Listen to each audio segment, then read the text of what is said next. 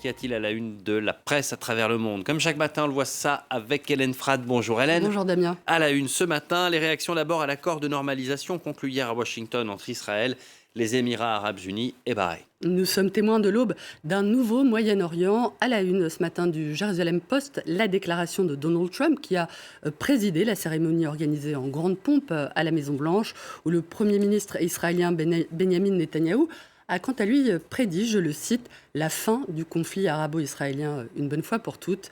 Un jour historique, le quotidien émirati Gulf News évoque lui aussi un possible changement historique de la politique au Moyen-Orient en assurant que les Émirats restent engagés en faveur d'une solution à deux États. Salam, shalom, peace. Le journal saoudien Arab News décline pour l'occasion le mot paix en arabe, en hébreu et en anglais, en promettant également que le projet d'un État palestinien n'a pas disparu.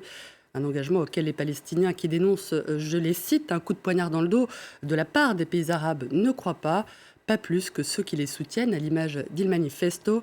Bye bye Palestine, titre avec amertume le quotidien italien, qui affirme que l'accord conclu hier laisse les Palestiniens sans droit, pris au piège dans leur propre terre.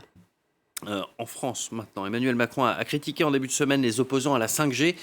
Après que des élus PS et écologistes ont demandé un moratoire sur cette technologie mobile. J'entends beaucoup de voix qui s'élèvent pour nous expliquer qu'il faudrait relever la complexité des problèmes contemporains en revenant à la lampe à huile.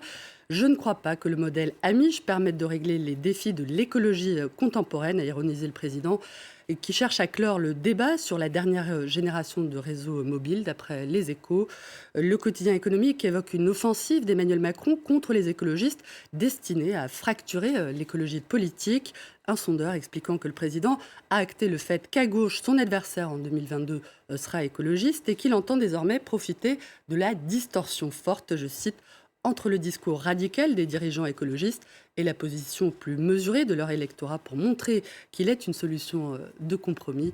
Pour l'humanité, les propos du président relèveraient d'une stratégie de drague à droite qui friserait le mensonge, je cite, notamment sur les répercussions de la 5G sur l'environnement et la santé.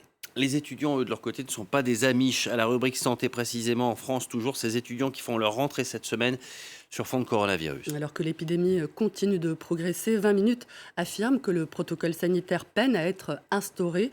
Manque de place, non-respect de la distance sociale, fêtes étudiantes et abandon des gestes barrières.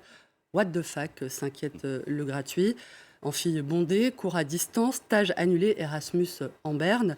Libération évoque lui une rentrée en démerdentiel qui laisse souvent les étudiants désemparés, en particulier les étudiants de première année, tout juste sortis du lycée, qui vont avoir du mal à trouver un cadre dans lequel s'intégrer, beaucoup risquant de décrocher très vite. Voilà, face à cette pandémie, la question des tests est cruciale. Au Royaume-Uni, le ministre de la Santé a reconnu que cette pandémie grandissante présentait de nouveaux défis opérationnels, mais il a démenti les accusations sur le manque de tests disponibles dans certaines zones. Le gratuit métro fait état en tout cas d'une situation chaotique dans les centres de dépistage, confrontés à des problèmes informatiques qui les laissent paralysés.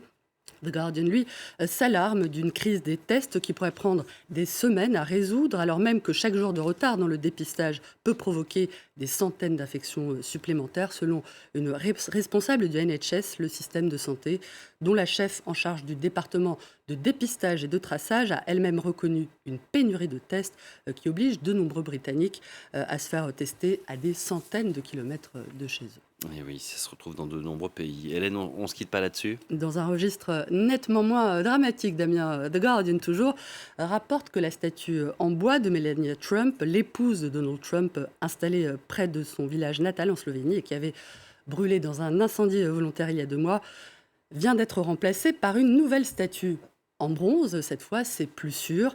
Et figurez-vous que la nouvelle œuvre est tout aussi réussie que la première. C'est d'un goût tout à fait exquis. Ce qui est bien, c'est que ça peut représenter qui on veut, après tout. Melania Trump ou n'importe qui. Merci beaucoup, Hélène Frade. On retourne en Suède à présent pour la suite de notre